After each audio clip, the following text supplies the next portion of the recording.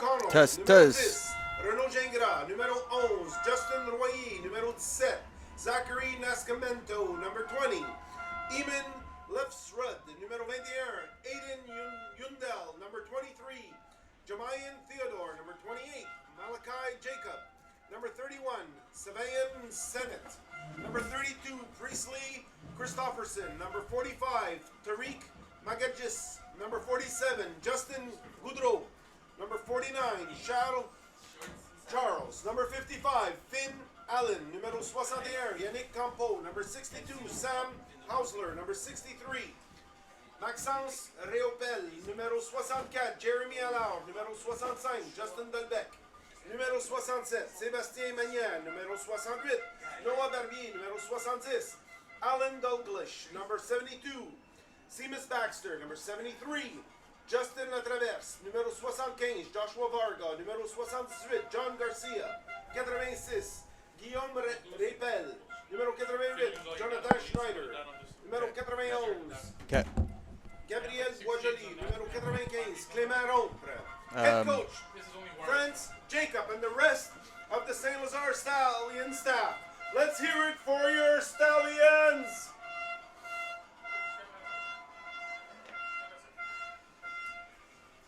We're going to ask everyone to stand and please remove your hats. Demain, c'est la journée du souvenir. Et puis, on va demander à tout le monde de garder un moment de silence pour les vétérans, nos vétérans canadiens et tous les autres qui ont donné leur vie pour qu'on puisse jouer en paix aujourd'hui. So let's stand and we'll hold a moment of silence for those that have given the ultimate sacrifice so that we can be safe here in Canada.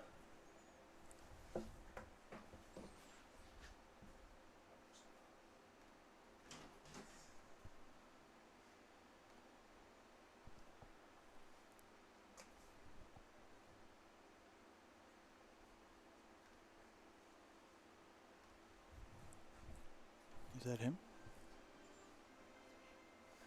Can we get something on that?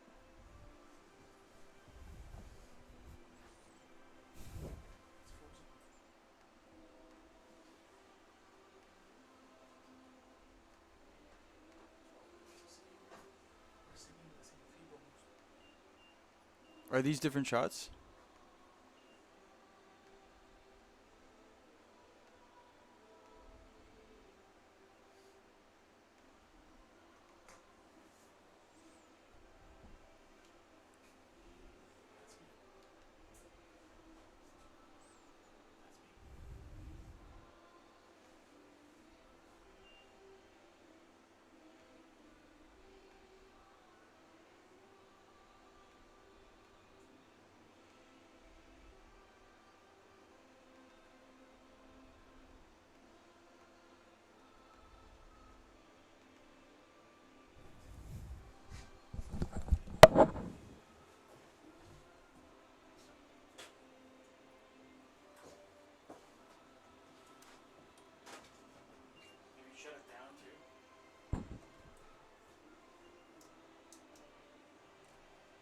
Turn it off? Yeah. Put it back on.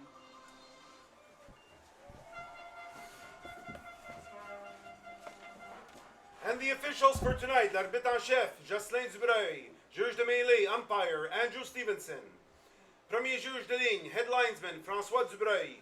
Deuxième juge de ligne, line judge, Pascal Laframboise. Et nos trois chaîneurs, Mario Saragossa, Jean Poirier et Julien Girard.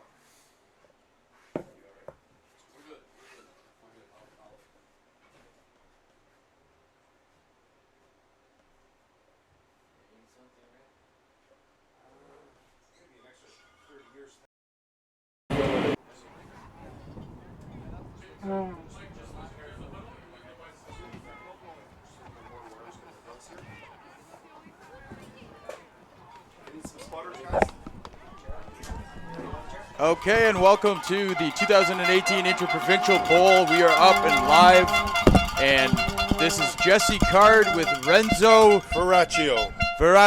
Welcome here. Welcome to St. Leonard, Jesse.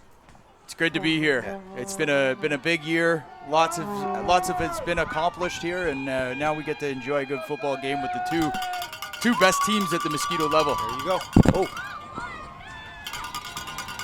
Petit envoi récupéré par le numéro 78. Kickoff recovered by number 78.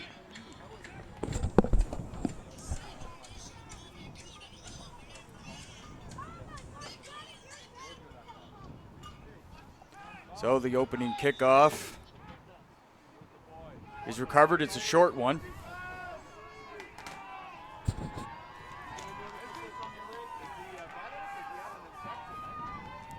And the Stallions will have the ball 1st and 10.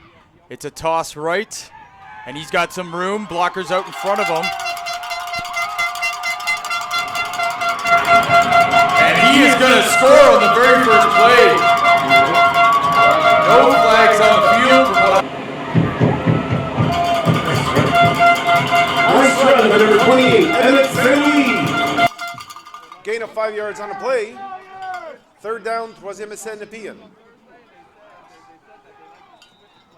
Let's hear it for the Stallions. Stallion fans, make some noise.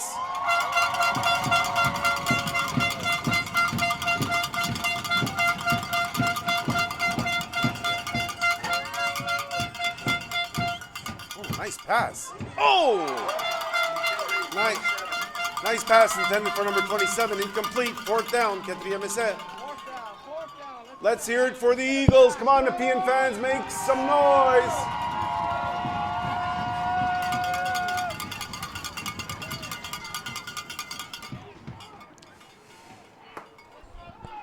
For those of you just joining us here now, we apologize for some of the technical difficulties. We are getting the internet up and running here in Saint-Hubert Stadium in Montreal. And we've got action here, a quick fumble by the Eagles quarterback. 9:37 in the first quarter, score 8-0. St. Lazarre over the Nepean Eagles. And there's a player down.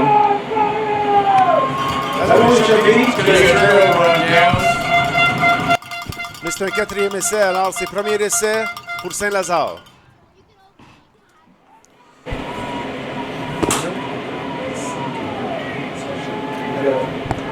We've got a mic up there. I'm sorry? Just talk like that, and then if you want to chat, you can chat. St. Lazare, he's going to pass. Passe tenté au numéro 11. It's going to go incomplete. Passe incomplete. A lot of passing in this game to start the game. Both teams seem to Yeah, both teams have good passing attacks. The Eagles predominantly have passed to get themselves to this point in the bowl game here.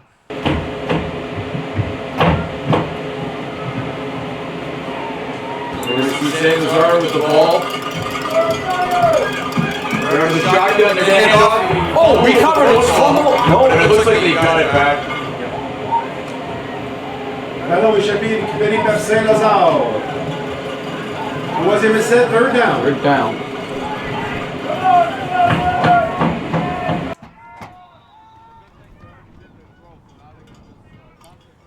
For those of you watching here online from Ottawa and around Quebec and further parts than that, welcome.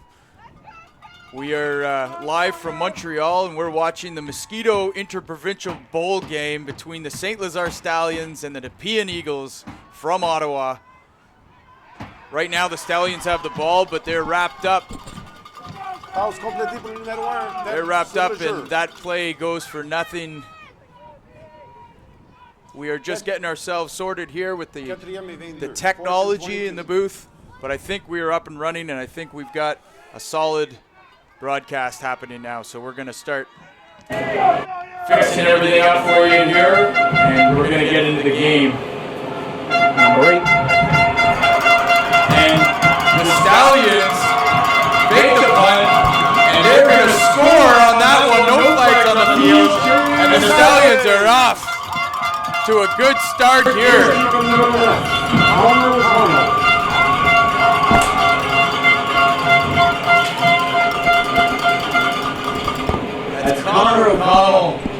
the touchdown for the Stallions.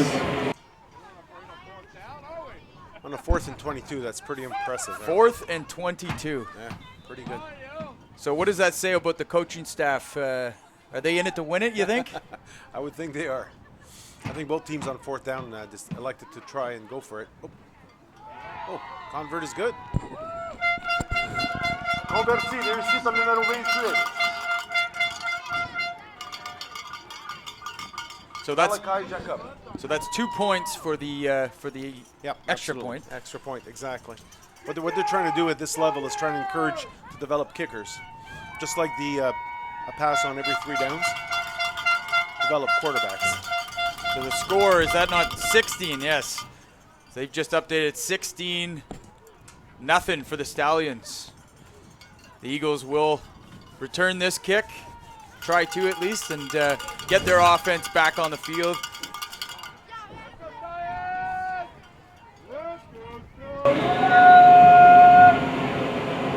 So the Stallions ready to kick off. They pooch one. That's mishandled, and they're going to be careful. The Stallions are going to have it back. They will get the ball back. Covered by number 9. First down, Stallions. So the Eagles really shell-shocked at this point, down 16-0 early in the game, and they've just lost the kickoff there. So That's a tough start to the game. tough start, but the Stallions, on the other hand, are Off and running here early. So far, they've been able to score on 2 perimeter runs. So you know the Eagles are going to be looking to shore up that end. And keep the Stallions offensive chain. We haven't been able to do it to this point, but still lots of game left.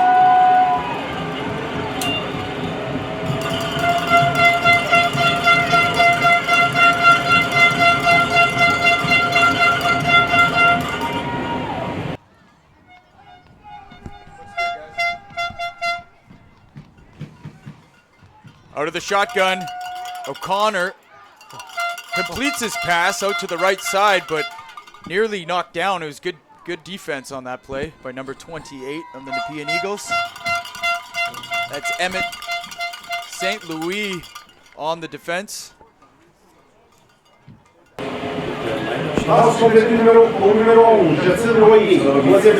down, 3rd and 9 for the Stallions. They went on 4th and 22 already, so not sure If they're going to be passing a whole lot today, or punting rather, should I say. Didn't see the number. run off the right side. Looks like 23. I'll play in a second as soon as the referee do it. Now bring up fourth down. So the second point down. So the referee. We're through it. We'll see what they do here. It doesn't look like they have any personnel running onto the field. They're going to keep their full offense out there. And I believe it would be number 9, their quarterback, who's also their punter. That is Connor O'Connell. And he's under center, so he's going to toss left to number 31. And, oh, a huge block on the outside by O'Connell. And they're going to get the first down and more. So on the second, fourth down of the game, they convert. And the Nepean Eagles defense right now, I think, is Struggling to contain the Stallions offense. I can't see the tackler, Renzo. His And what happens fingers are is when a scrunched. team gets down like this, it forces their offense to start taking too many chances or start passing the ball, maybe trying to go for it all. So this is really, as an Ottawa fan watching this, not the ideal situation for this Nepean team. Passe incompleta au numéro 1. Second down. You see both teams are trying to pass the ball. They're out there on first and second down passing the ball, which is nice to see at this level. it is. Those balls are coming up pretty nice. It's just some of the patterns they have to adjust. And it's windy out there as well.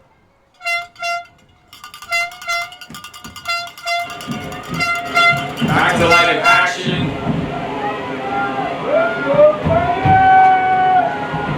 Ooh, bad snap. Picked up by 9. O'Connell picks up the bad snap.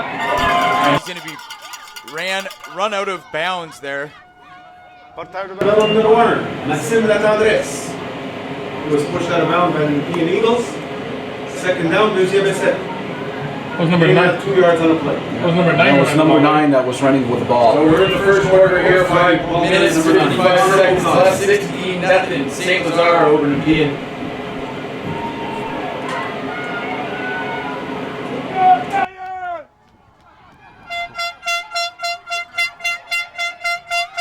And it's a touchdown. The Stallions score their 3rd touchdown here today on a huge pass.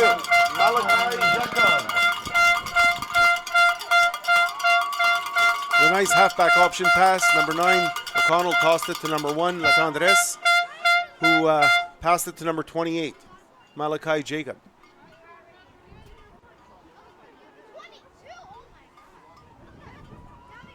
He'll set up for the extra point here, and then we'll have a look at that play.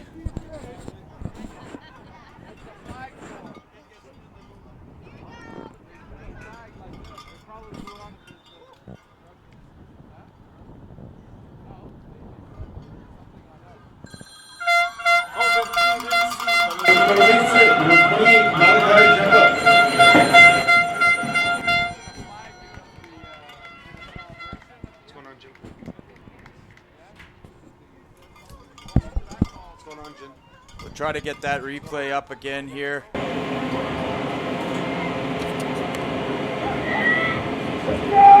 Yes.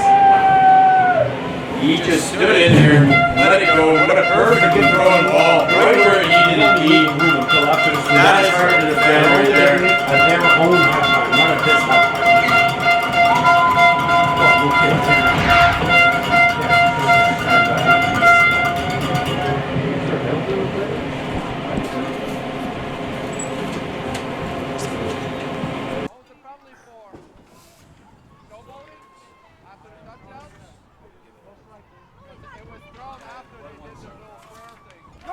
So now 24-0 for the Stallions.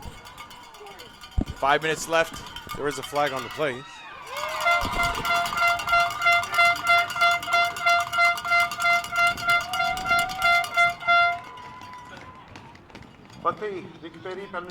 You're watching the 2018 Inter-Provincial Bowl between the Nepean Eagles and the St. Lazare Stallions. Nepean Eagles got to the bowl game by defeating the Canada Knights last weekend in the A-Cup Championship. That was a very close game all the way through, and now they find themselves down 24-0 to the Stallions here. Now they're going to re-kick. Punition sur le jeu, Saint-Verge. Saint-Lazare va rebotter le ballon.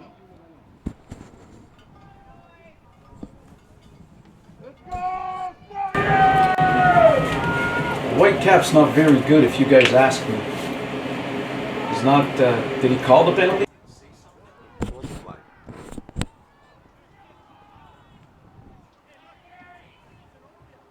And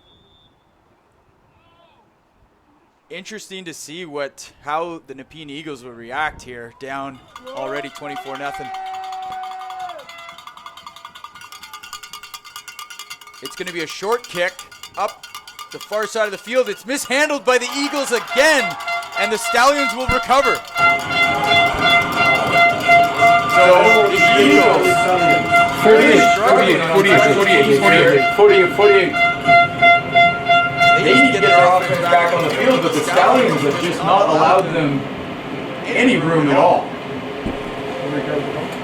48. That was 48 on the shirt. Okay. So first and 10 for St. Lazare. They've got a loaded backfield here. 2 receivers up top. Now one waggles down in. A little bit of confusion there in the backfield. And the referee's going to indicate that a timeout by St. Lazare has been taken. Temps d'arrêt demandé par Saint-Lazare. Timeout requested by Saint-Lazare. Up in the booth, I'm Jesse Card, taking you today on bringing you these games online. We are on YouTube, on the HESN YouTube channel, also on Facebook, on the QMFL, NCAFA, HESN page. Please share the link, help promote this game. And we've got a whole day of football here, Renzo. We've got this Mosquito game obviously followed by the Pee Wee and the Pee Wee Bantam, game. and then Midget tonight at 7 Midget, o'clock. 7 o'clock tonight. Stick around all day online for these games. And this is pretty exciting to be up here with you. Renzo, obviously, you're the president of the QMFL. Yes. And how has this been received by your membership, this partnership with NCAFA? This has been great. The partnership with NCAFA is great. The people that we're working with, NCAFA is a Class C organization. And I'm really excited about the game tonight at 7 o'clock. It's the first Big Ten championship, so we have some crossover games this year, and It's great that it all ends tonight with this championship between the two provinces. Stallions complete their pass off the right side. He's past the 50. He's stiff-armed himself free for a few more yards, and he's being chased down from behind. Another stiff arm by number 28. Finally brought out of bounds at around the 11-yard line. And another big play by the St. Lazare offense. They seem unstoppable, really, at this point. That's Jacob Malachi with a huge reception and the yards after catch. Really about 50 yards after the catch was made. So now it'll be 1st and 10 deep in the Eagles territory again, up 24-0. Under center, it's a toss left. And the quarterback, O'Connell, gets out in front, trying to throw a block. That'll be maybe a 5-yard gain, maybe 6.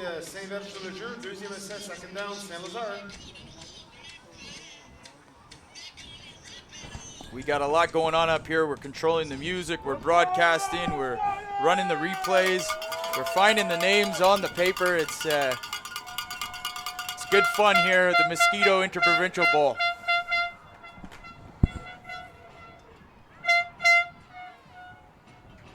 It's a handoff. He's going to take it out the right side. He's got some room.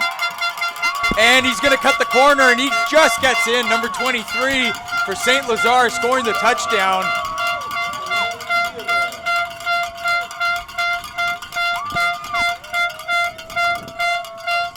And really interesting to see when these two provinces get together at the same level, same ages, to see what one champion pitted against another can do. And really, at this point, the Montreal team, St. Lazare, is up 30-0 in the first quarter over the Ottawa Nepean champions at the Mosquito level.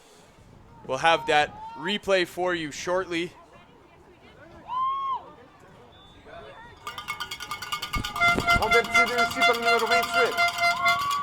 So we'll just look at that touchdown again here.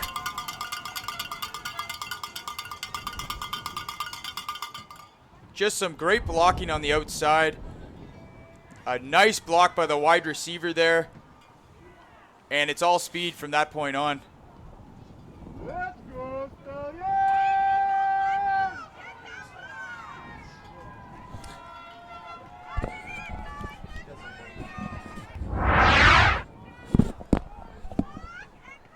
So we'll have the kickoff for you here now. 32-0 here at this point. This Nepean team probably a little shocked, but the short kick this time is handled by the Eagles.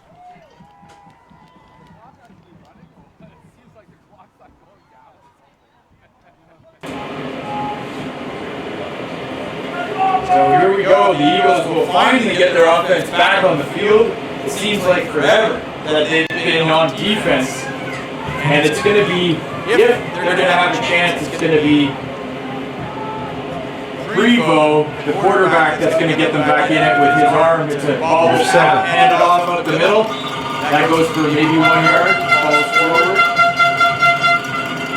3:40 left in the first quarter.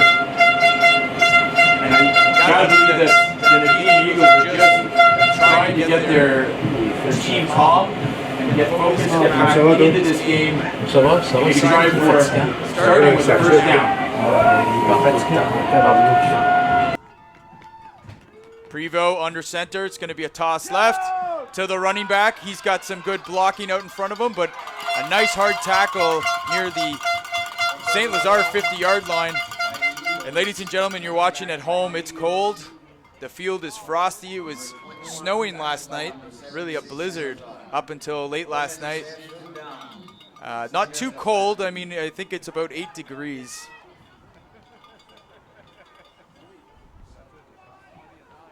For this Inter-Provincial Bowl Series A, Montreal. Prevo under center. It's going to be a fake toss left, and it's going to be the 27 tackled by 61. take the handoff. Le ballon numéro 61. They're going to inch their way up. Number 61 the ball carrier for the Eagles. You know the pass is inside it. I want to tell Scott about this fucking guy. It's better freaking stop. You know the pass is going inside. Flag on the play. And a flag down. The referees will He has to sort that out.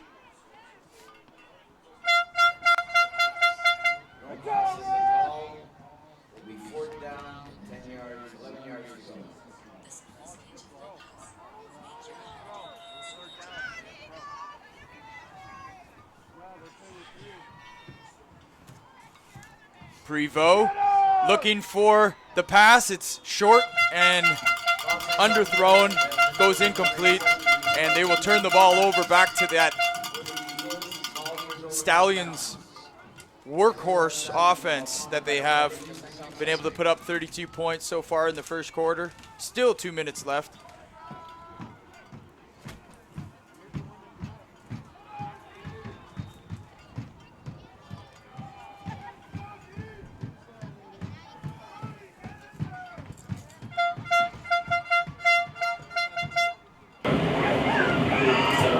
So we'll see what the Stallions dial up on first down. Feeling very comfortable right now with where they are. Number 28 waggling down for a crack back block.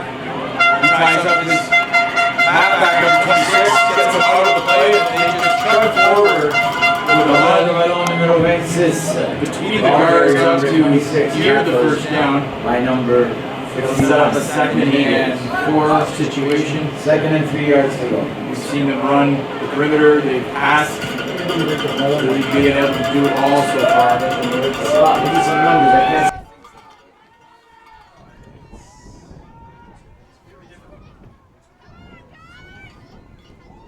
Number 9. It's a short pass. It's To number one. Number 1. He's Ball tackled. carrier numéro 1 des Stallions. That's Maxime Latendresse with the Canada interception. Latendresse avec la réception. 4e essai. Retard exprimé.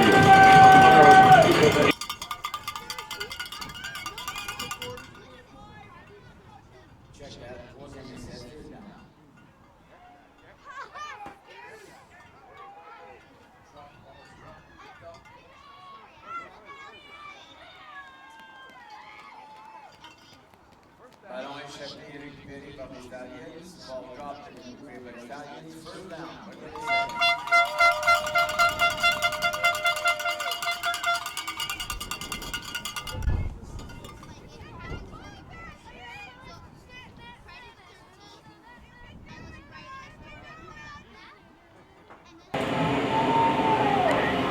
And it's an pass. It is complete. Up to number 11. Numéro 11. Justin Ware. Justin Wade. Wade. 2e essai, 2nd down.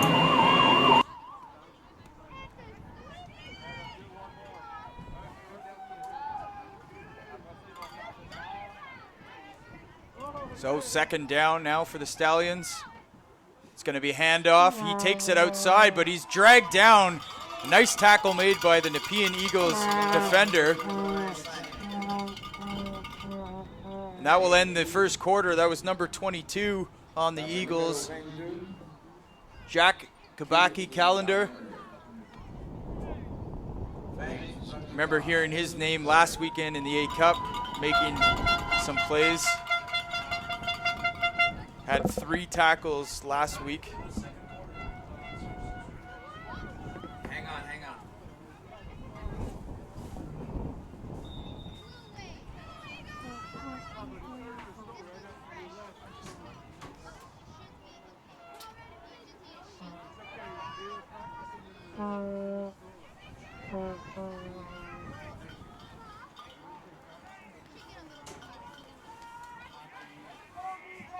So the second quarter begins, and the Stallions have the ball near midfield.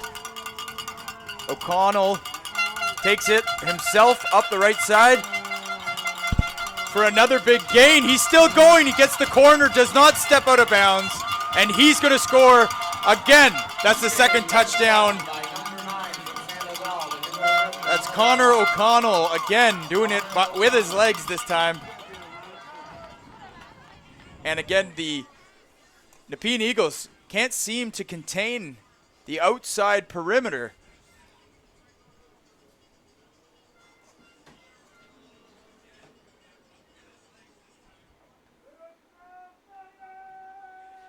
Who's doing the kicking? Number 21? 28 is doing the kicking. And that 2-point extra conversion is good, making it 40-0 for the Stallions at the beginning of the second quarter. And we are on our way to a rout. The all-time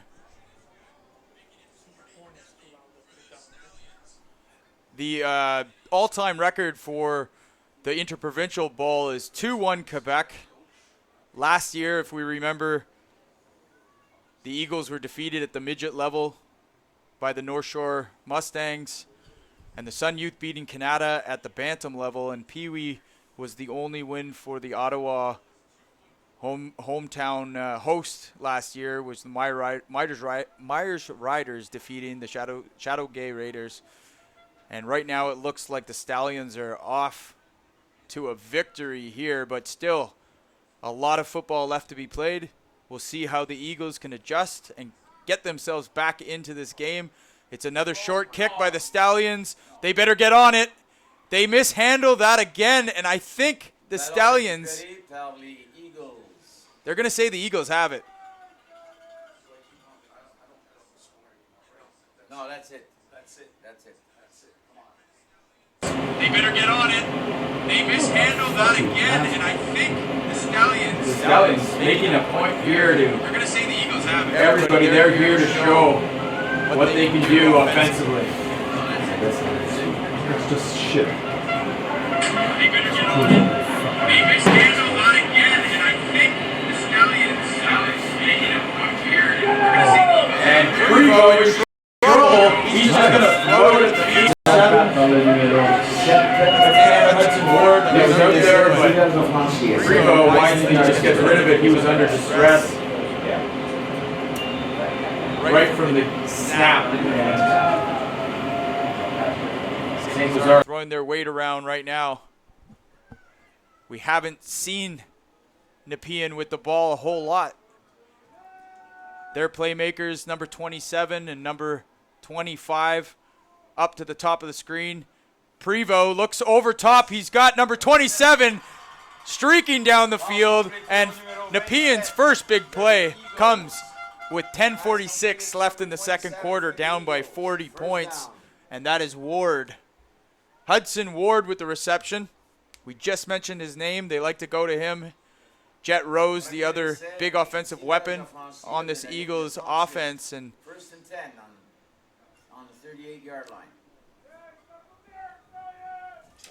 the offensive line for the Eagles have their work cut out for them today, because that's a big Stallions Mosquito D-line. But Theodore Bosco, Giuseppe Ritano, Noah Presley Ismail, Matthew James, and Dylan Hmuth are going to need to protect Prevo and give him enough time to see downfield, because they like to pass a lot, this team.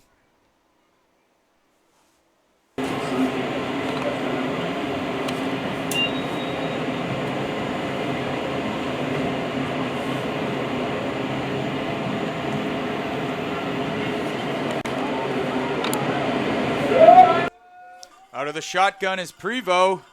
He has to pick up the snap. He's just going to run it. We saw him do that quite a bit last week in the A-Cup Championship when the play broke down.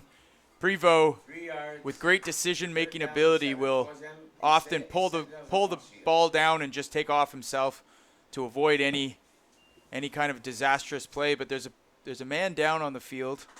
I can't see the number yet, but that might be their quarterback down. And if I were to guess, it looks like he's got the wind knocked out of him. Somebody should tell Hansen.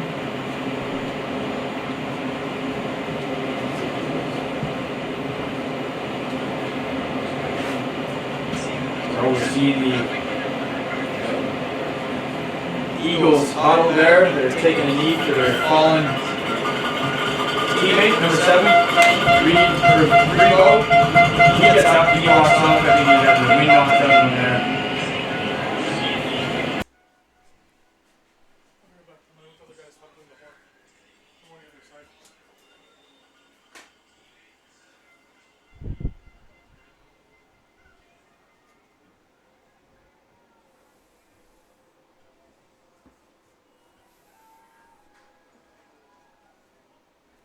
So new quarterback in, under center.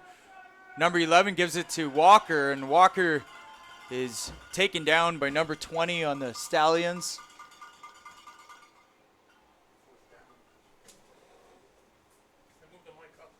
That's Iman Lesford. Tackle made by Plekifer par le numéro 20. Now their quarterback, Reed, will have to sit off if he's good to come back. Porteur de ballon numéro 27. He has to take 3 plays off.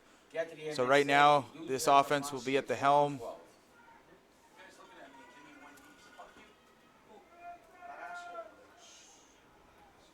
Okay, so out of the shotgun, they're running an underneath up top, but he has no time. And he's going to be brought down for the quarterback sack by number 88. Change of possession. That's Jonathan Snyder with the quarterback sack. Premier 10 Saint-Lazare à leur ligne de 45. First and 10. And that'll turn the ball over on that. So the Stallions will take over on offense. 8:31 left in the second quarter.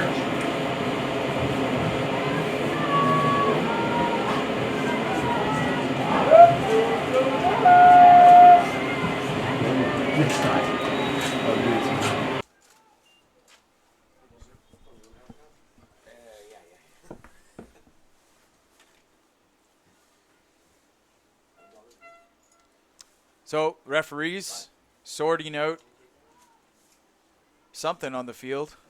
I can't tell what. So both teams are going to get some water here as the Stallions coach comes out of the field. Help this Mosquito team sort it out. They're up 40-0 in the second quarter over the Nepean Eagles.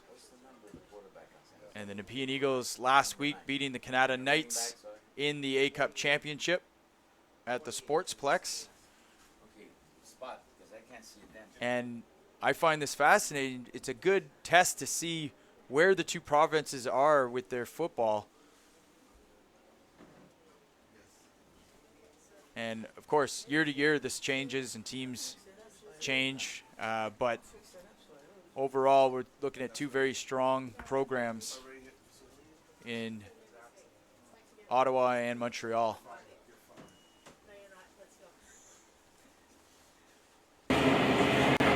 So here we go, back to play, whistles in, and the Stallions have the ball, first and 10. Gotta get some money. Double tight end set, they're going to hand off to number 31 up the middle, for 30 yards. Gained 4 yards, number 31 the ball carrier. Gain of 4 yards on the play, second and 6. Deuxième et 6. Second and 6. Tony's doing a great job, if you ask me. Tony, I don't know how you see those numbers there. I didn't see them. We're from Hubert Stadium in Montreal. It's a handoff. He reverses field and finds some room up the middle. He's going to go for the first down, and he slips away from 2 tackles, and he is off to the races. 20, 10, and touchdown. There are no flags down. That's going to count. And they had him wrapped up, but couldn't Hang on to any cloth. He slips away, Hey, I'm not putting up the score. and it gets worse for the Nepean Eagles here, with the Stallions putting on more points.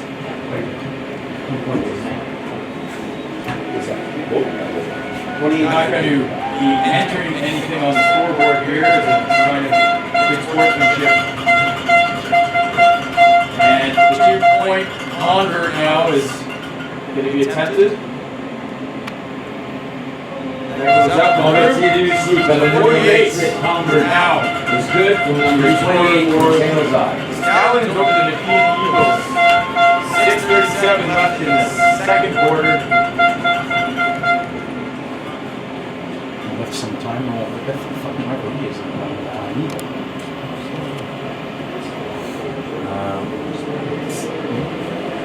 roll it in.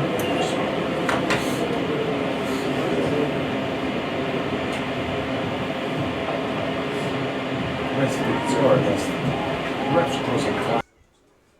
Please get out of the half like this.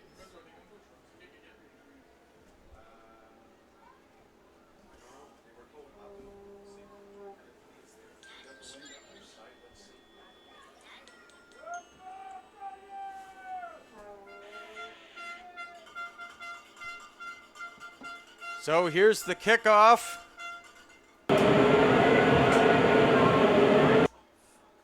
It's another short one. That doesn't go, though.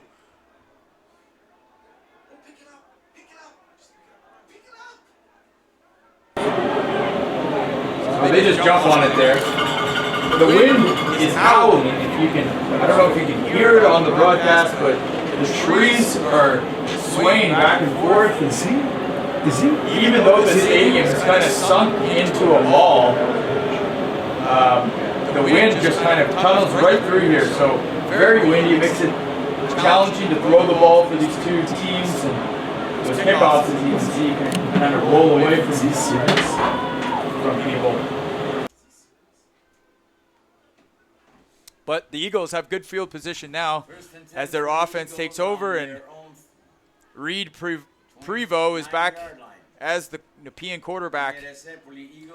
They have 3 receivers up top to the strong side, 2 backs in the backfield. They're going to look to pass on first down. They're going to go for the corner route, but that is nearly intercepted. Pass incomplete. Numéro 7. Incomplete pass. Second and 10. Might have even got his hands in there to knock the ball away. Otherwise, that would have been an interception for the Stallions. And the Eagles can't afford any turnovers here, especially on first down. They're going to try to get out of this half.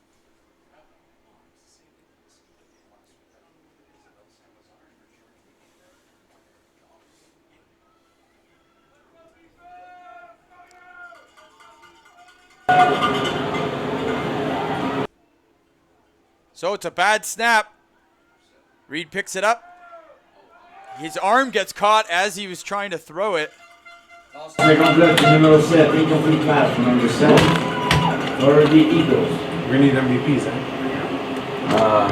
I got the same as our MVP, number 9 or number 28. Now that's going to be a third down. A very good St. Lazare defense at this age group. D-line is pretty big. Number 1, Maxime Latendresse, is getting constant pressure on Reed Prevost, and that one again almost intercepted.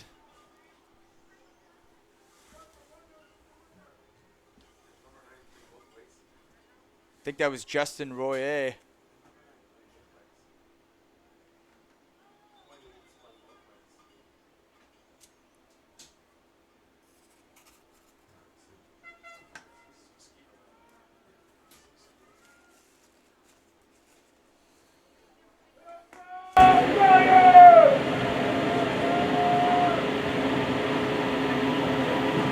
Toss right and a reverse to Walker.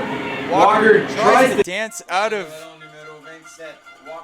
the pocket, but he is wrapped up at the ankles by number 88, I believe that is.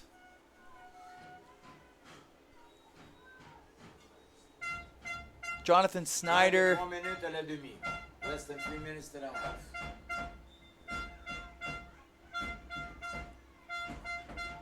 Oh, a lot of parents of the Nepean Eagles have made the trip. Some coming last night, staying in a hotel. Others on the team bus this morning, getting down here a couple hours prior to kickoff. And some great facilities they have here in St. Leonard. This is the home of the Cougars. We saw at the midget division, they played in Canada, playing West Ottawa Knights at one point. And also, the Giants opened up their season playing the Cougars at that midget division. O'Connell puts his head down. He's tackled. Porteur de ballon, le numéro 9, number 9, the ball. And that's Connor O'Connell. Garde l'univers sur le jeu. C'est parce que on n'est pas équipé pour le faire. Malheureusement. What did he say? I don't know why we're not using music. It's not after all, when you come to the NFL games, that's the way it is. That's true. I didn't think about that. Emotiva. Yeah, because in San Jose, play music. Yeah. Maciusz Kubacy. Penalty against the Stallions. I can't get the music to work, that's my problem. It's the wire. It's the full booth up here. We should be here last week. We're happy to be bringing you this Inter-Provincial Bowl series today, live on HESN in partnership with the 3 leagues here in Montreal. And this is just going to be run up the middle by 31. Porteur de ballon, numéro 31 pour Saint-Lazare. Gain de That's 6 verges sur le jeu. 3e et 17. Sinat with the ball carry.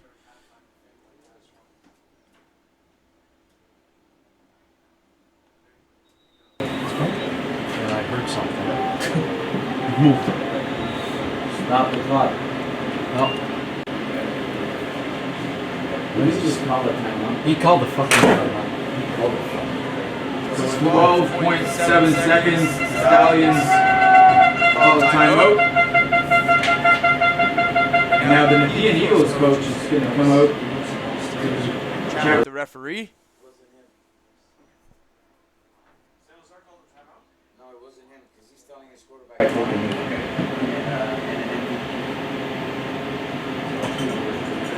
But definitely not the first half that the Nepean Eagles envisioned when they were getting ready for this game. The ability to be on the big stage and showcase the program and the team. They ran into a very strong, very aggressive St. Lazarre Stallions football program. But they're going to have a chance to get in for halftime regroup.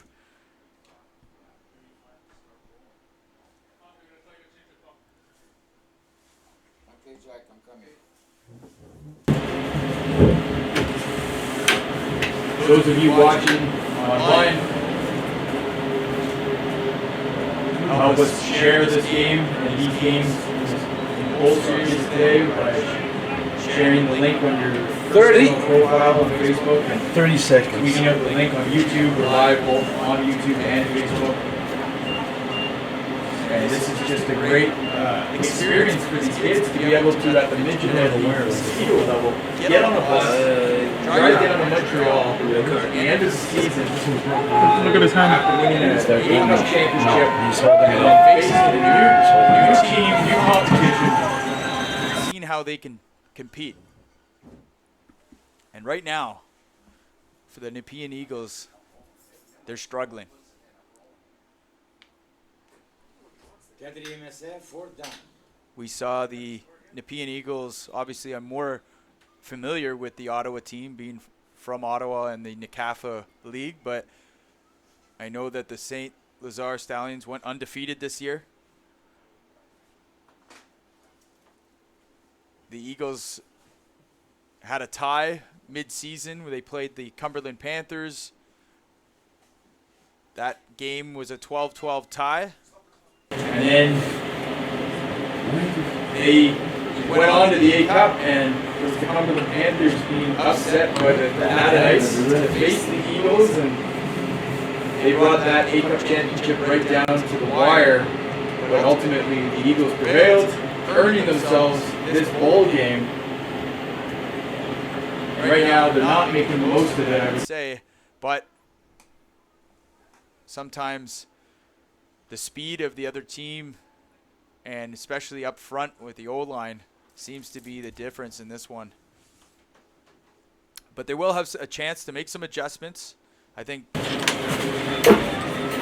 again, the defensive coordinator for that Eagles team will have to shore up the end and make sure that they can't get outside to run those sweeps to the quarterback. Right now, Prevo on the last play of the half tosses it up, looking for his receiver number 27, End of the first half. had a big catch over the middle earlier on in the quarter. That one goes incomplete, so it's going to be 48-0 to end the half. They both run back into their change rooms.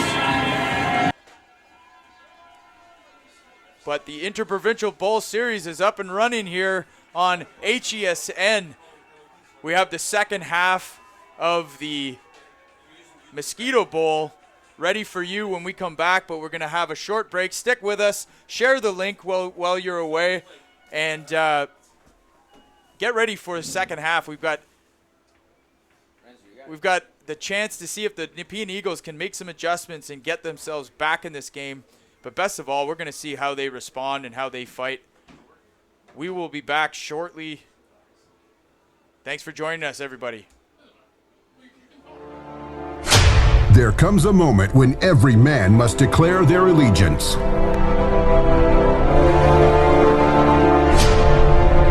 Every player must choose a team.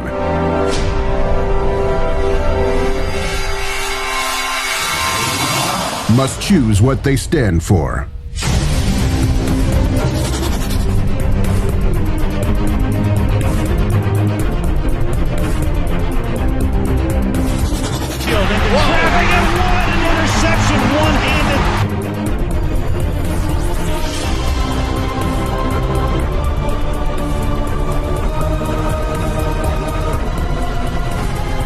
This September, finish where you started. Finish NCAFA Midget. Inside bound, and it is a touchdown. All games filmed.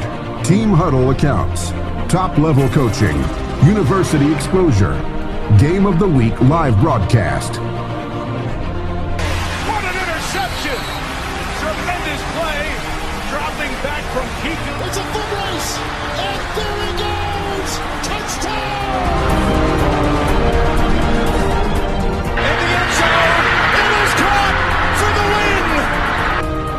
Some time. Deep shot from Parker. Touchdown!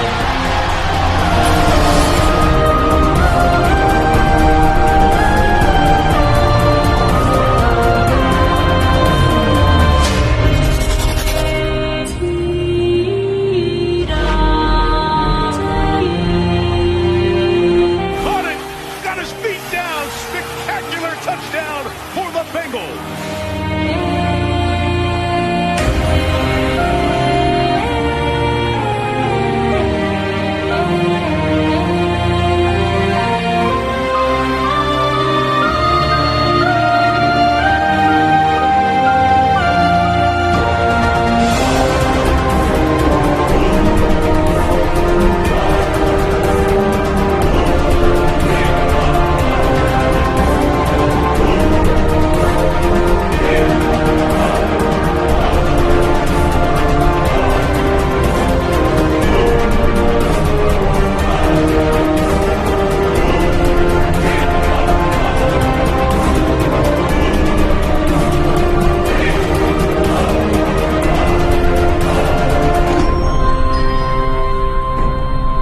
September, finish where you started. Finish NCAFA Midget.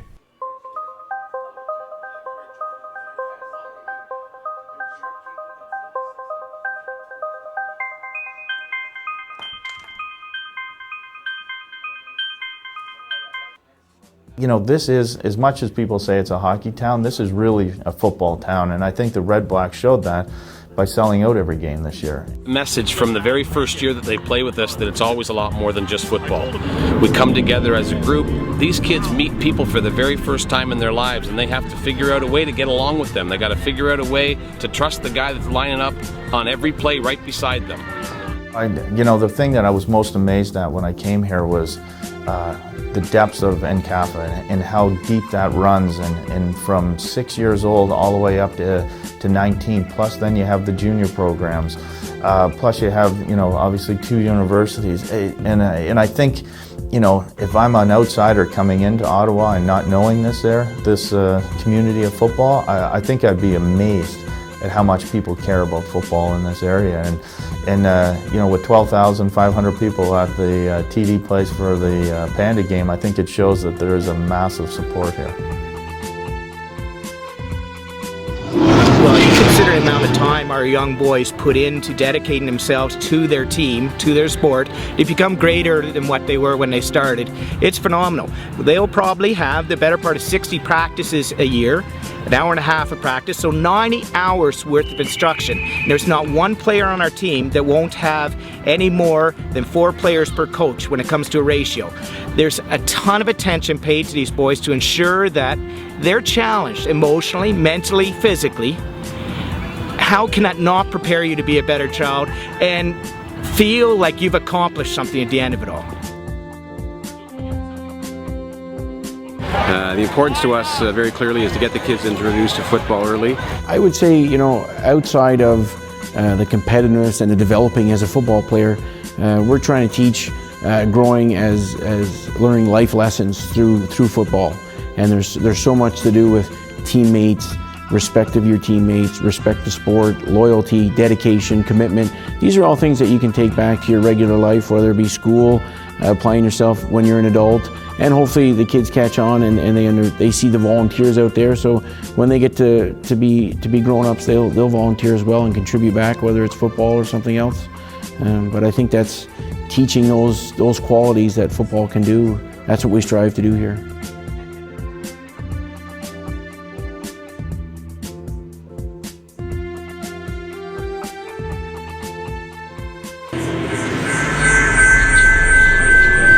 Sports Network welcomes you to the following presentation of the National Capital Amateur Football Association.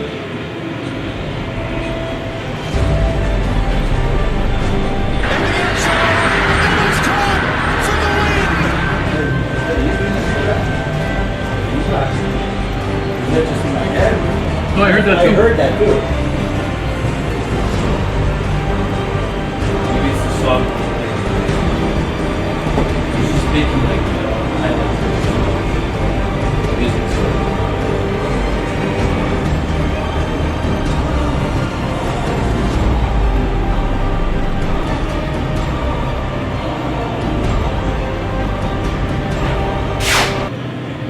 We know there's a ton of talent in the city of Ottawa, and we don't feel that it gets its due. Football, really, it's a microcosm of life in a lot of regards. That drive that you talk about that a lot of athletes have, that's applicable in all aspects of life. If we could reach 8 out of 10 kids, as opposed to just maybe 2 or 3 finding it on their own, then I think we're doing a good thing. And maybe more kids will go on to. Can you lower the line in from camera 2? Additional self-esteem along the way. So I put it down all the way down to the some middle. big slides that can. Woodcock, a former ball boy for the Ottawa Rough Riders. I think football, because I seem to be good at it, it provided this place outside of school and outside my family that I could go to and provide a lot of like self-esteem, being good at something early in your life. So ever since this first practice here at Winwood Park, I was on this mission to be the best football player that I could be. It gave me the opportunity to go on and get a degree at university, and then eventually go on and get a master's in university. What drives me now, after all these years coming back, is that we do have this this amazing infrastructure in place with one of the largest football organizations in all of Canada. You know, always said if I was to make it as a professional athlete, a goal would always be to play for the hometown. Second and 6. Kennedy. Play action. Here come the Bombers. Let's it go. Whitcomb with the reception. It was a special opportunity for me to be able to come back and play in front of people who have supported me so much through my career. And also special to be able to get back to the community. Just try to present to people what football can really mean beyond stuff, and develop them and can provide them with a lot of valuable lessons that go far beyond the football field.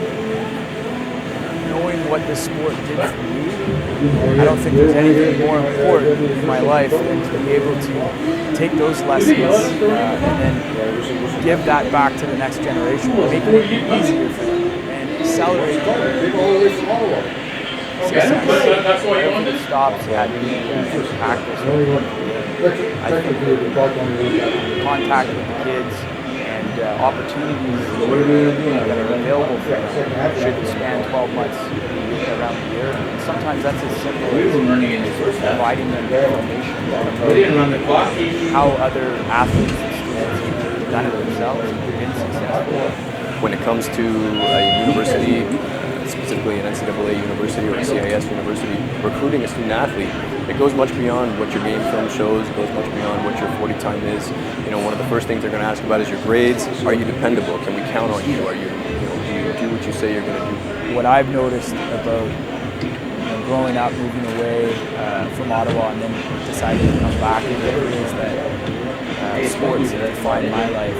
Now having a football team, Red Blacks, being able to walk to the game, down the streets. Now we have that again in Ottawa. It's so much pride for the people that are interested in the game of football here in Ottawa. We know there's a ton of talent in the city of Ottawa, in football, but in a wide variety of sports. And we don't feel that it gets its due. And I think part of that is just because some of the athletes are not being presented the right information and not having the opportunity to true important thing out of this game is helping other kids find that level of passion and commitment in something in their life, and maybe into a CFL career for them, or it may not, but they're going to get something really valuable out of the experience. Well, I'm excited for the future of this game in this country, and I'm honored to be part of that development. And we're just getting started.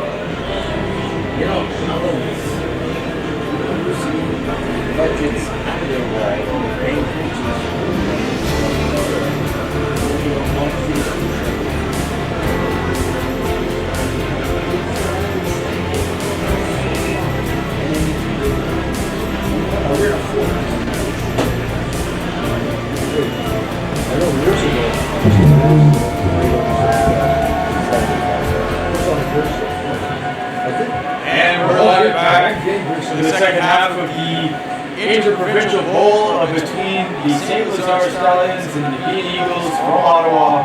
We're in Montreal today, and the score right now is 48-0 for the St. Lazarre Stallions in the Mosquito level. Thanks for joining us. We apologize for any technical difficulties with the internet. It's a new location, and we are working our best to sort this out to give you a good broadcasting experience here on HESN. I'm Jesse Card, going solo, bringing you this together. 0-0.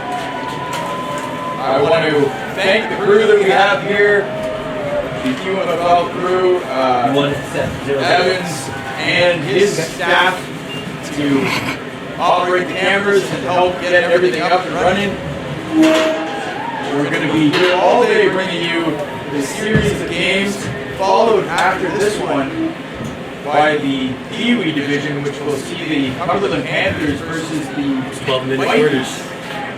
Now, what part of town? I've got a few guys, local guys here in the booth here with me explaining a little bit of the lay of the land, but the Vikings come up from the east end of Montreal.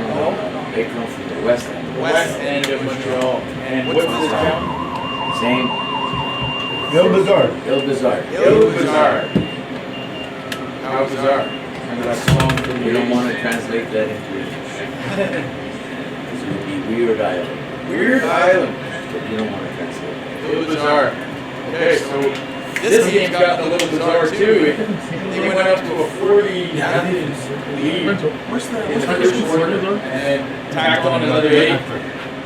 They have been relentless with recovering short kicks, and really, I think you don't have to like kick all the Nepean Eagles have really struggled on special teams on the kick return to get people around the ball and just simply fall on it.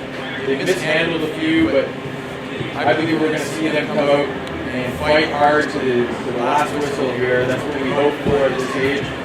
It's an amazing experience to have.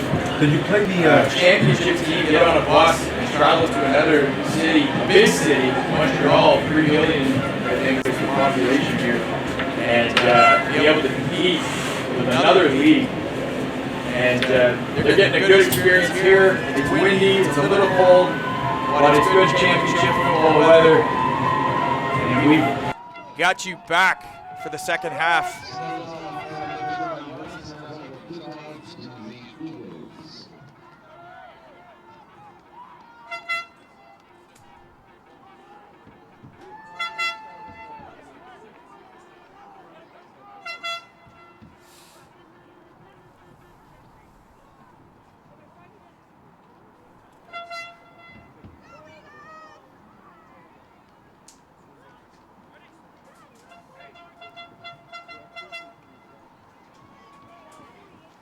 So no stop time till 4. we're going to try to get our audio fixed up a little bit more here. It seems to be a little quiet on some of the feeds, but we're trying to get a read on that and fix that up for you. In the meantime, we're just going to call the game and get into this here. So the Eagles with the ball. Start of the third quarter. They've set back the scoreboard to be 0-0 here as a sign of good sportsmanship. And we're just hoping these players, regardless of the score, are having fun at this experience and getting a chance to play some high-level championship football in a meaningful game. There's a full crowd here in the stadium that are battling the weather. They're not afraid of it. Of course, we've got the Red Blacks back in Ottawa waiting to see who they'll face in the Eastern Final. Montreal, even with Manziel this year, have been eliminated from the playoffs, but they're hoping to get their program back on track with the Montreal Alouettes. That completion, there's a completion. Oh, no, almost a completion, but the receiver took a huge hit, and they're going to call out the training staff to take a look at that player, but there was Prevo, the quarterback for the Eagles, trying to find a completion out on the right side in the flats, and Stallions defender right there on him. See if we can take a quick look at that play. Never mind. I thought they were going to run the clock. Jesse, whatever you did, turn it off. Tell them that we're not going to run the clock till the fourth quarter. Oh, by the way, guys, we saying I don't see it bomb. So that was Jet Rose who took that hit. Number 25. He's going to go get looked at by the Eagles training staff. But he's a big offensive weapon at the receiver position for the Eagles. A little bit of movement on the line by the wide receiver to the bottom of your screen, but Reed is just going to take off himself and try to advance the ball. He's going to pick up about 6 yards on third down, setting up a fourth down situation. And again, I think this is a 4-down territory for the Eagles, down 48-0. I think it's about trying to string together some drives, and at midfield, why not? Go for it. We have a quick look at that hit just at the tail end there. Can't really see it all that much. So we'll get back to live action. It's an incomplete pass over the middle.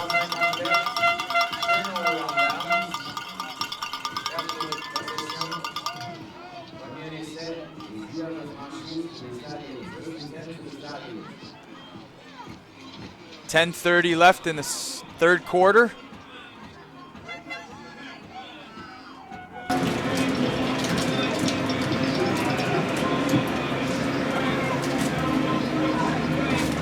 And I'm interested to see how the Nepean Eagles defense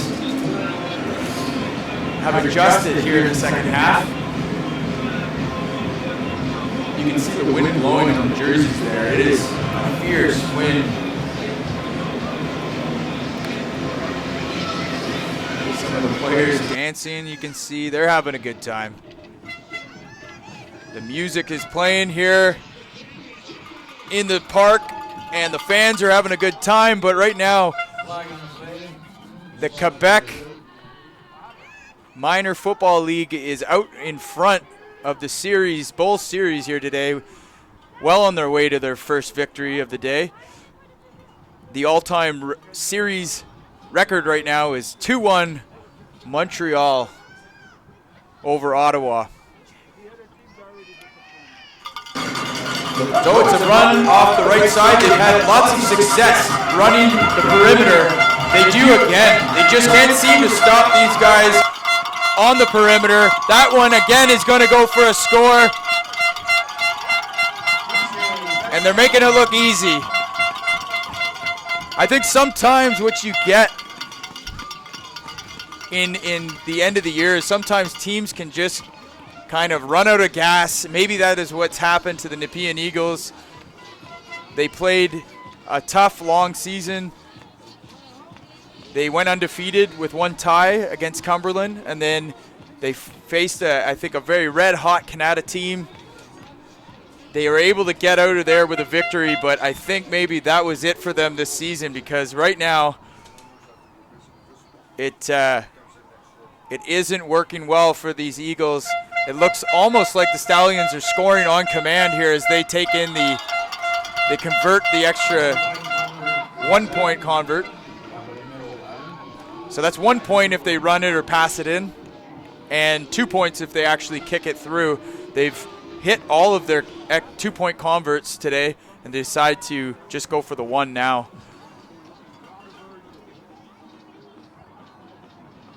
And we'll see if we can get a replay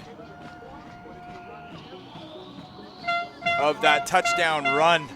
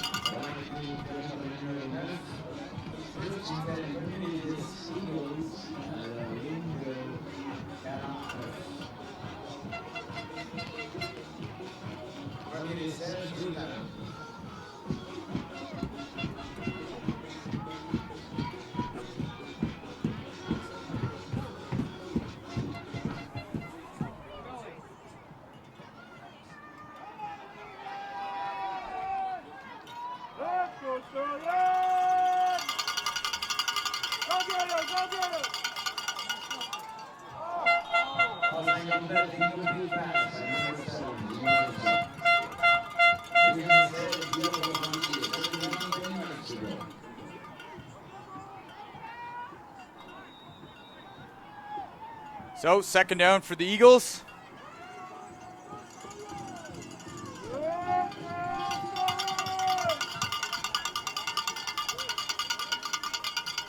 And Reed Prevost out of the shotgun. He's going to roll to his right. He's going to fire right into some traffic and nearly intercepted again. The Stallions defender was number 47. He had his hands on the ball. He would have liked to have come down with the catch. Instead, it'll be third down. That was Justin Guilbeault. I thank everyone for being patient with my pronunciation of the names, especially the more francophone sounding names.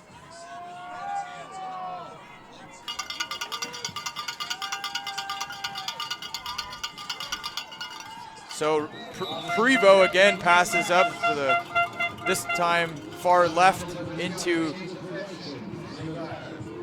the zone coverage that they had around him.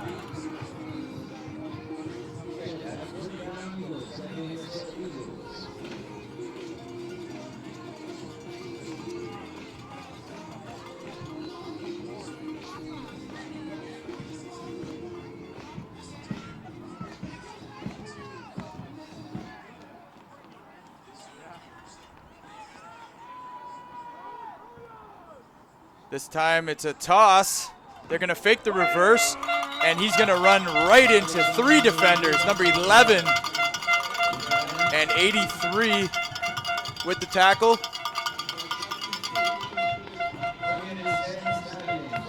There's Justin Royer. Somebody just said they'll give me $100 if I say the words potato cannon. So somebody owes me $100.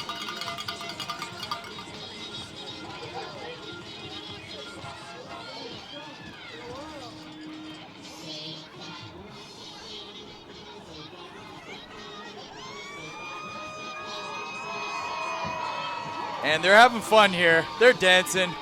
They don't care what the score is. This is awesome.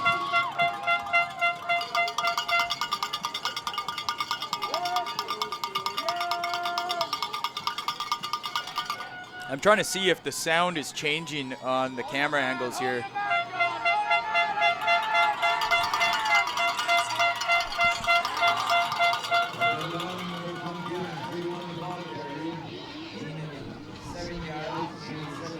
Again, we're watching the Mosquito level,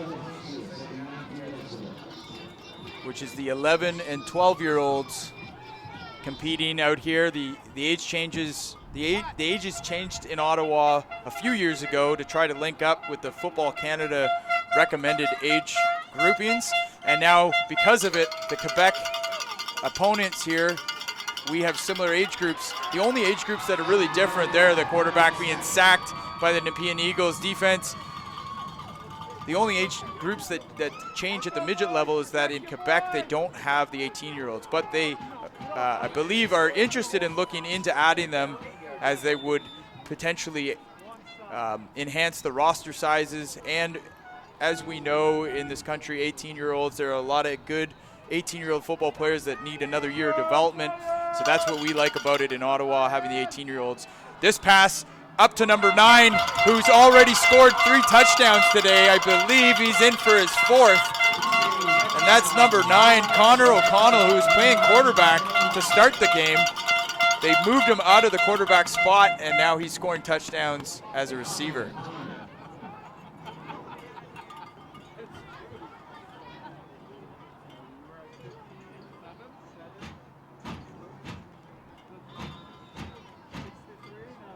We'll dial up a replay here of that for you.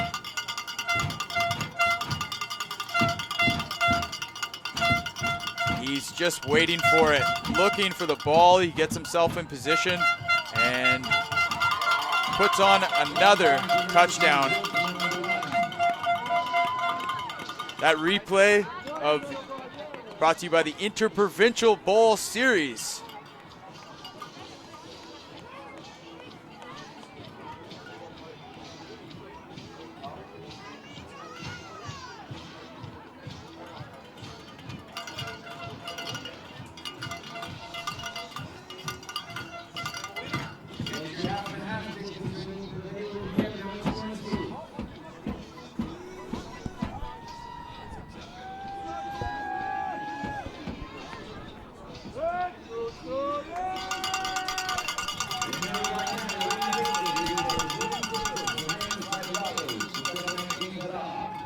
$50-50 winner being announced here. Probably a pretty good pot.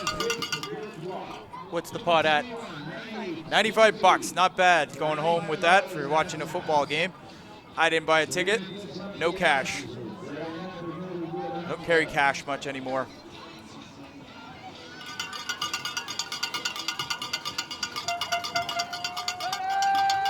I was at a Senators game for my birthday this week.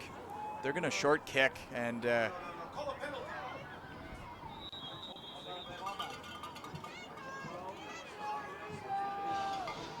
not sure about this here.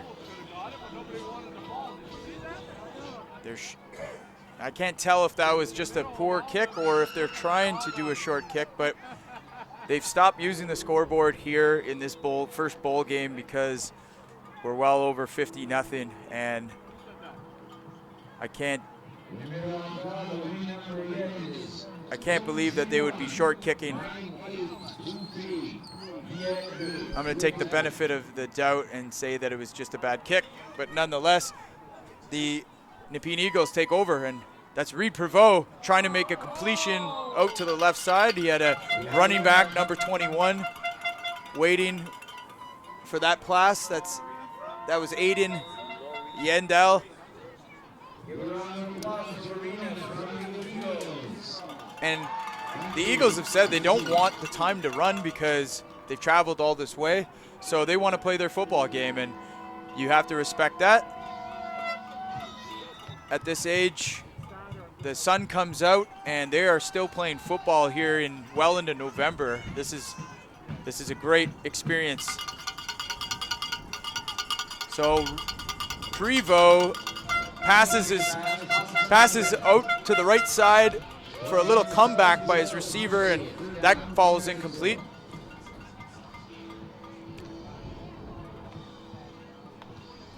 And a lot of positives for the St. Lazarre Stallions. They're going to have a core group of kids moving up to some of them to the Pee Wee division next year, and you know that they'll be strong there at the Pee Wee division, like the Nepean Eagles will. I know Reed Prevost will be moving up to Pee Wee.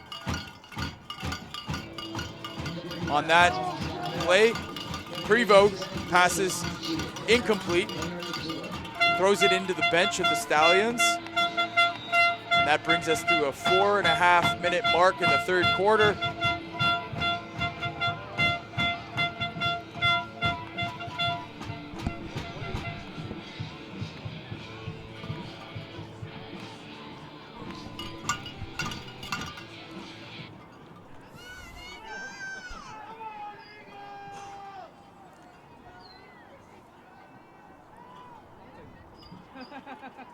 On fourth down, the Eagles.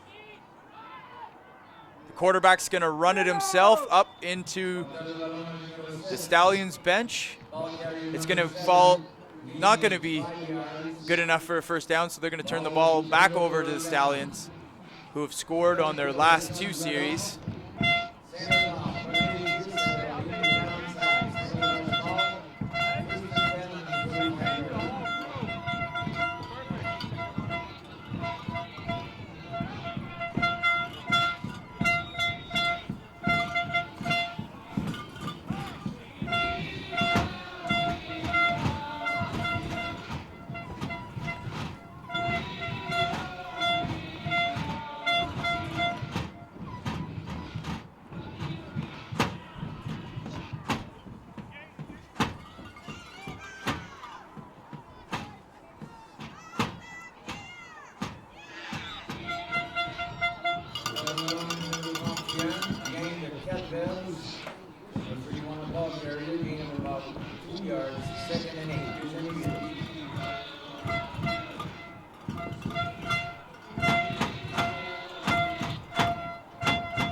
And it'll be 2nd and 9.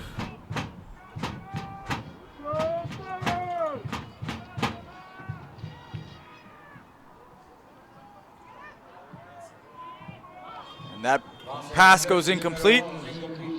They have number 11, Justin Roy, back as quarterback.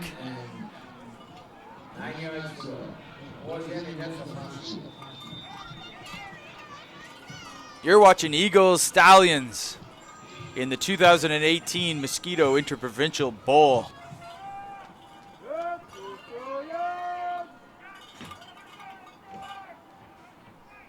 It's a toss left to number 86, who is tackled in the backfield.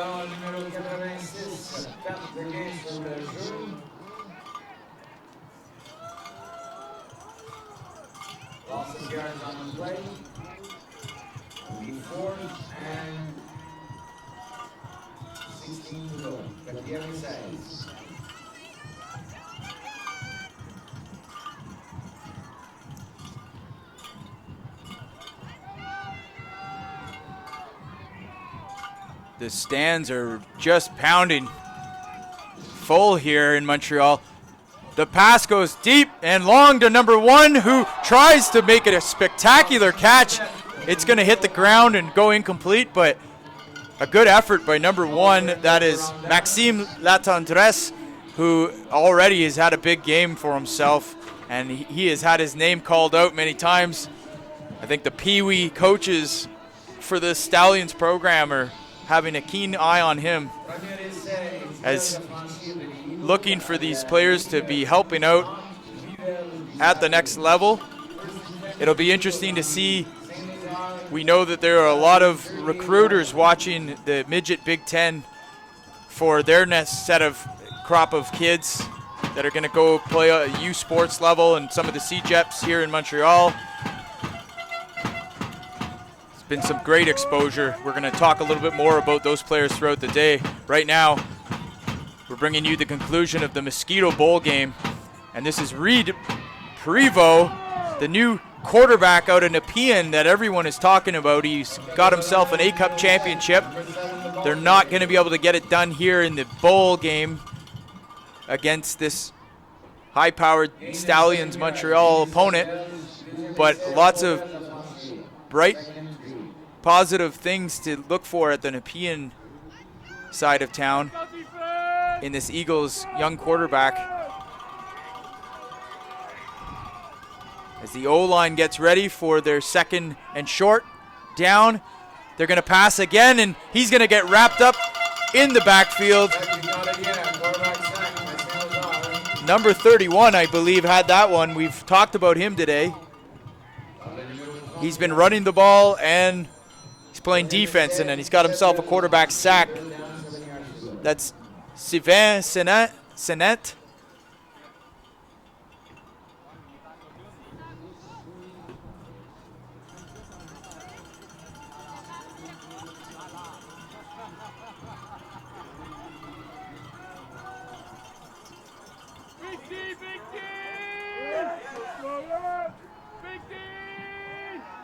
It's a pitch out to the right side.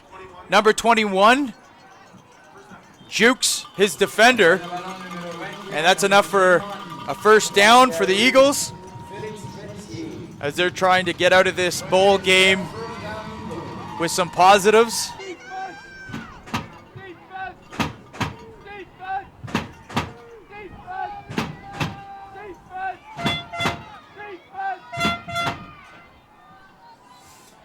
We're back. We lost the feed momentarily. That's okay.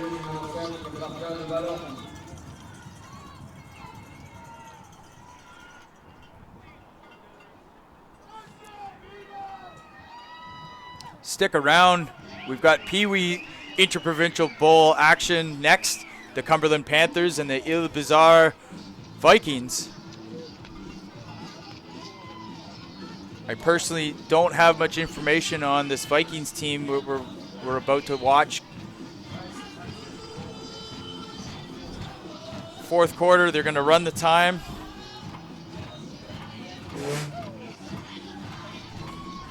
Let us know that you're watching. Comment. We'll try our best to monitor the comments on YouTube and the Facebook feed.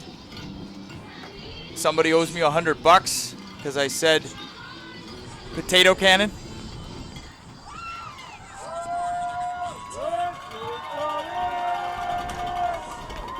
These games are happening in Montreal at Stadium Hubert, and this is Reed Prevost staying in the game. He's had pressure all over his legs there as he tried to step out of the defender. He was not able to, and he's going to be sacked. Actually, he lets the ball go, so it won't actually register on the stat sheet as a sack, but another incompletion for Reed. And that sets up 4th down. 4th and 3. Just past the 20-yard line of the Stallions' territory. He's under center. 3 receivers to each side, and he's just gonna fall forward. I think that was a bobbled snap. And they're gonna turn the ball over. Defense is gonna come back on. And the Stallions will be working with the full length of the field here, starting from their 15-yard line.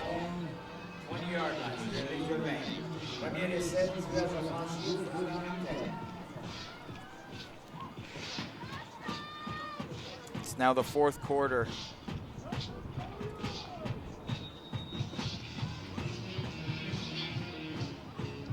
A little Michael Jackson happening. Renzo's playing DJ here. Gotta love the king of pop.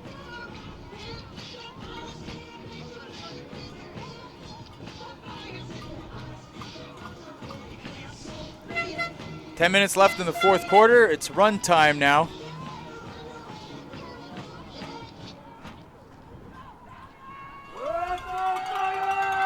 They got some good snacks for us up here. Some pizza I see over there. I'm gonna get a slice as soon as this game's over. A few of the executive are here from the CAFA. They went out for dinner with some of the executive from the leagues here in Montreal. There's a great partnership happening, great friendships forming, and we look forward to this year after year.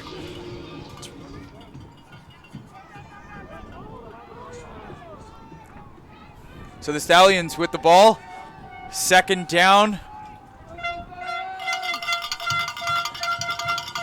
That's number 31 with the ball again. He breaks through the first line of defenders and the second. He's off to the races again. Trying to get caught from behind there.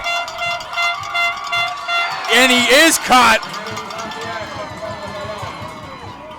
The Eagles defender had to run the whole length of the field nearly to catch him from behind, but he does. He saves the touchdown. And good hustle.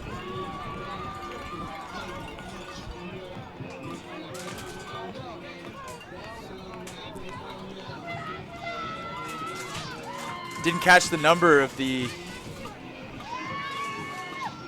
player that made that tackle, but he ran nearly the whole field to chase him down. That was some good heart on display by that defense that have been on the field a lot today. They ought to be tired. So 1st and 10, it's going to be a pass out to the right side, and then they flick it up to the guy, number 28, the receiver that ran underneath, and kind of insult to injury there. That's Jacob Malachi that was tossed the ball. We'll see if we can get a replay of that. I mean, it was well executed, I'll give him that. But with the score being what it is, a little surprising that they're pulling out the trick plays. But then again, it's a bowl game. These are supposed to be the 2 best teams around. So all depends on how you look at it, I suppose. They're going to go for the 2-point extra conversion, which they get. And let's have a quick look at that replay. You see they complete it up to the right side and then just flick it off. And those are hard plays to execute.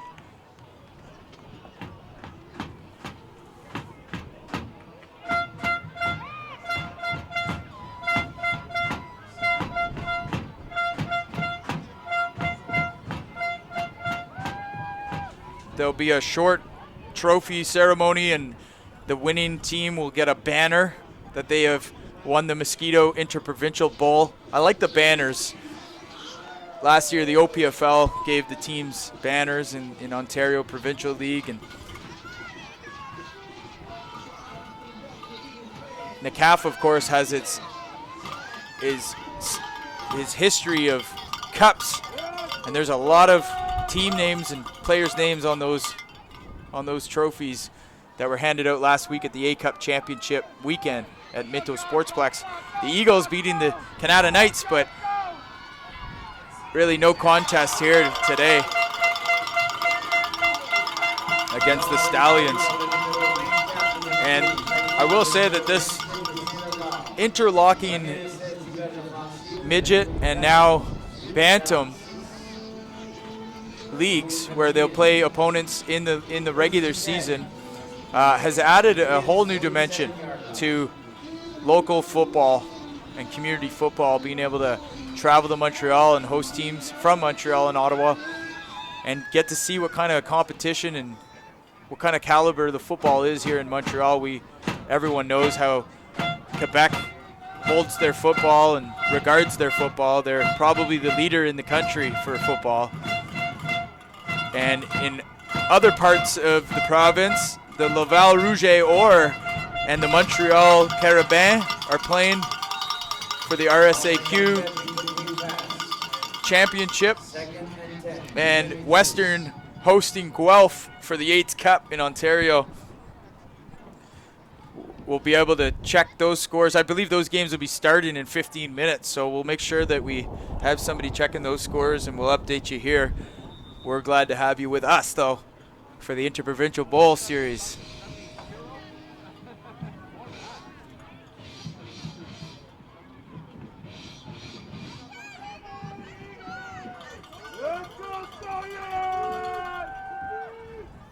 So the Eagles with the ball.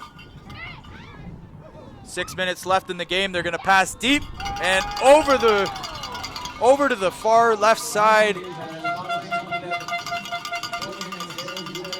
He was looking for, I believe that was Jet Rose. We'll see if we can get a number.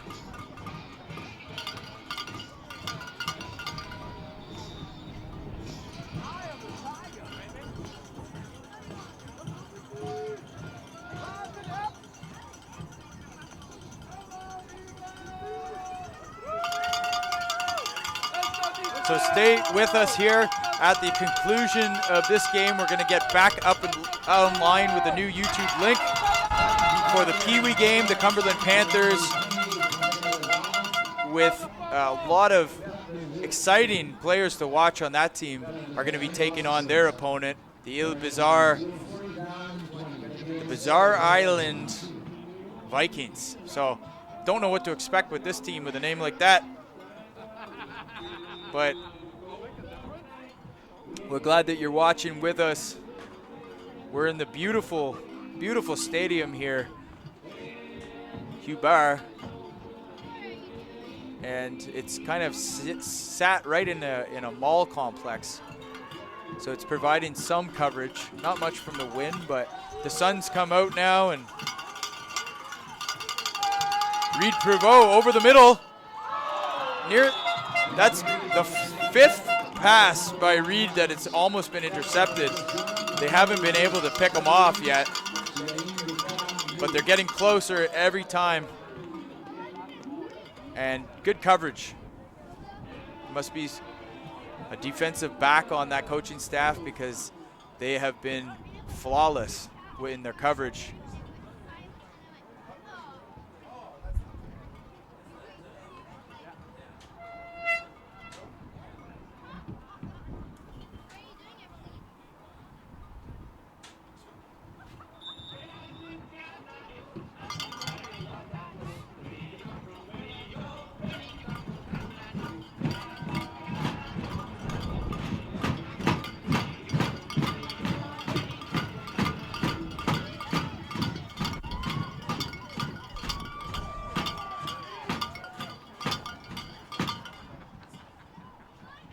First and 10 for the Stallions. There's back to pass.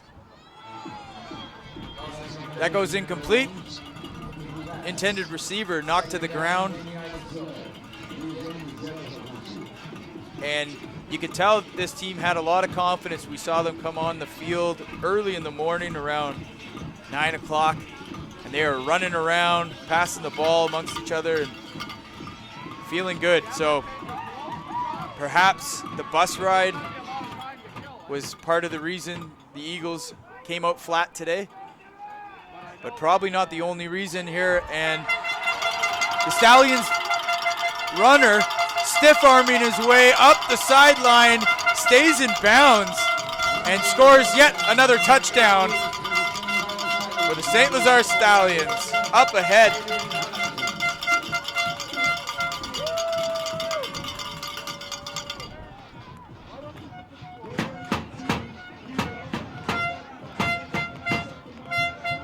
So now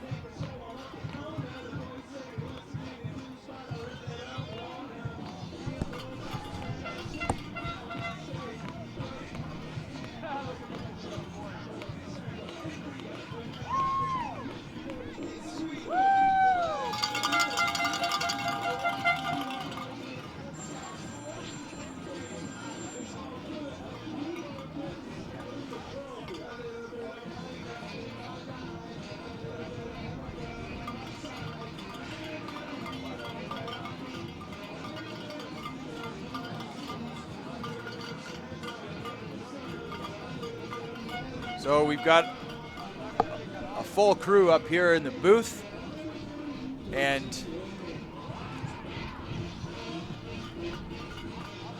we've got a full booth here. We got a lot of people operating a lot of things, and there's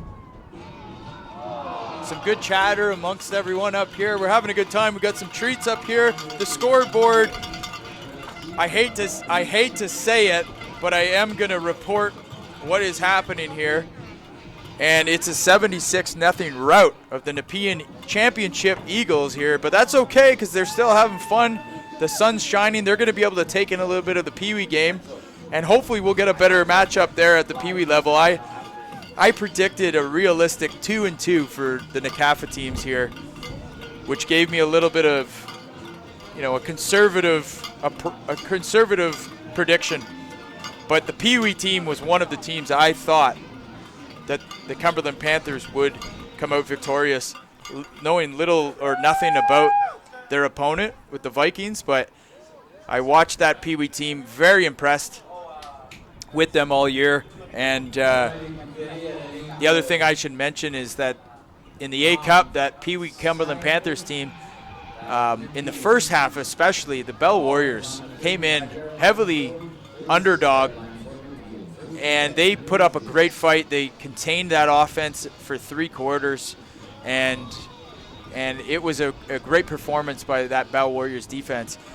But at the end of the day, they could only do so much, and that Panthers offense started making tweaks and putting people in different positions. They moved that number 11 quarterback out to receiver. He scored a touchdown as a receiver, so it'll be interesting to see what they come out with. And you know that those Panthers coaches are going to have these teams ready. They're going to be the representatives in Ottawa at the Pee Wee and Bantam level. So we're hoping for maybe a better game there. This Mosquito level, though, 76-0.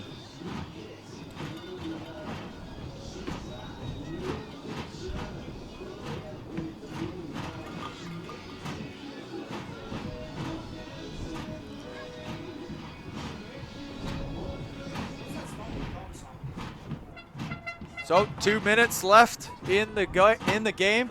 Eagles on second down. And this will be Reed Prevost out of the shotgun. He's looking to pass. He throws out to the flats. It's complete to number 21, who's then gang tackled after maybe a gain of 2.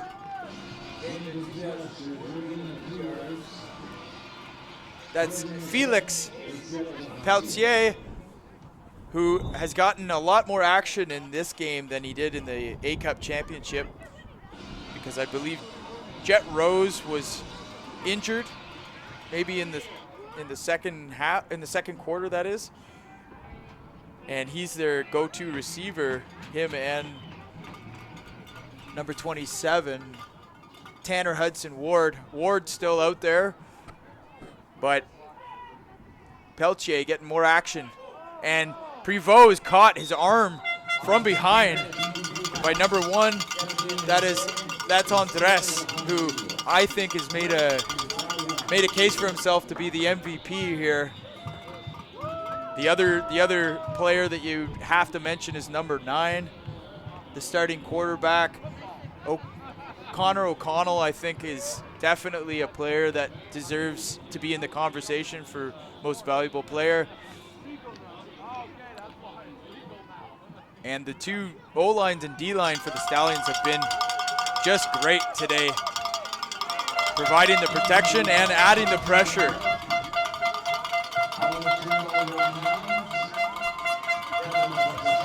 So 27 seconds left. I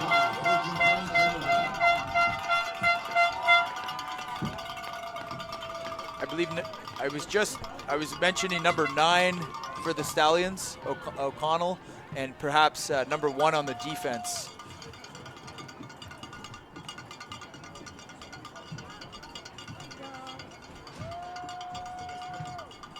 Yeah, I think 21 was definitely. I think he was a productive player.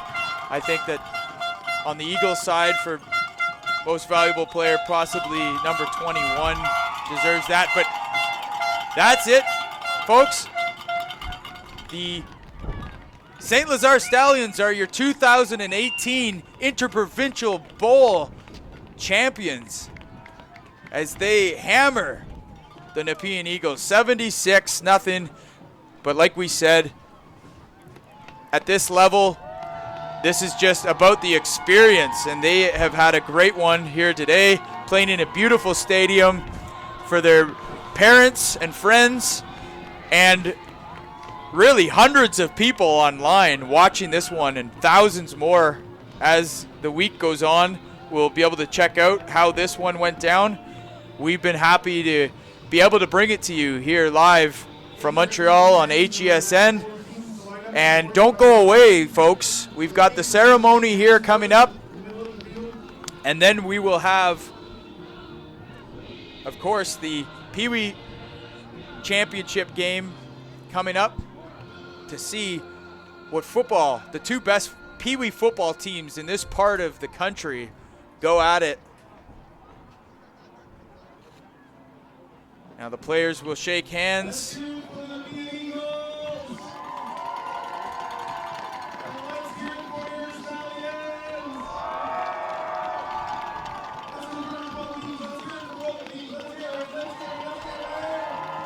And that's the final. We're going to ask both teams to line up at their respective 50-yard lines. Line up at your 50-yard line, please.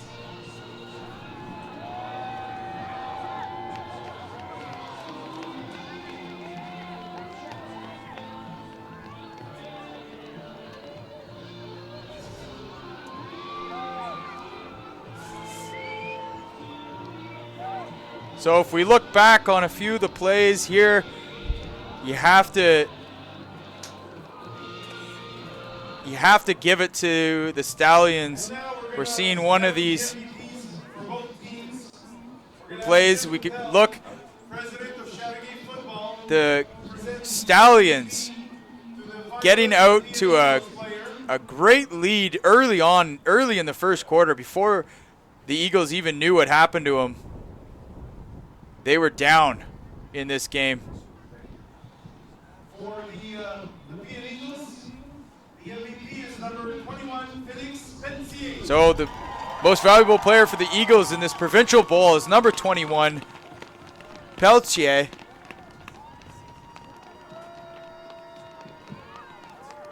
Felix Peltier.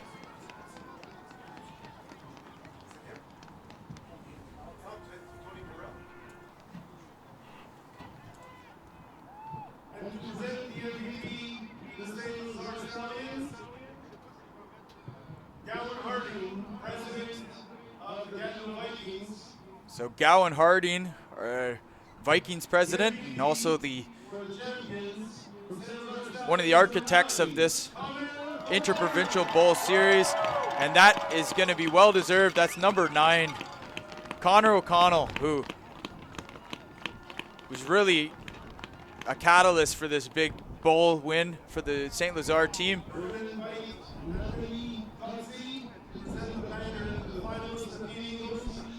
the captains of the Nepean Eagles to please come and receive your banner, your finals banner.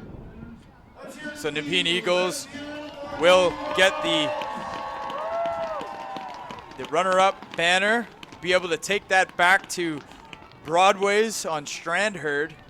For those local people watching this, you know what I'm talking about. They'll be able to display that, put that in that restaurant. It's kind of well known as the Eagles watering hole, put it that way. And now for the Inter-Provincial Bowl champions.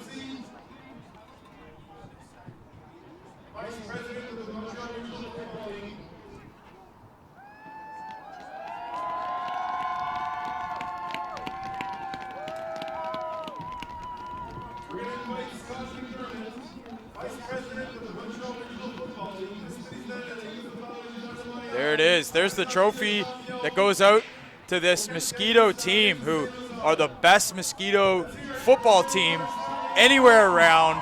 They've proven that today. And that's got to feel good for these young players. They've got their whole youth career ahead of them. And now the team joins the captains to celebrate this Inter-Provincial Bowl season that they went undefeated. Nobody could touch them. Not even the best that Ottawa could produce. Stick around. The Pee Wee Football Inter-Provincial Bowl will start shortly.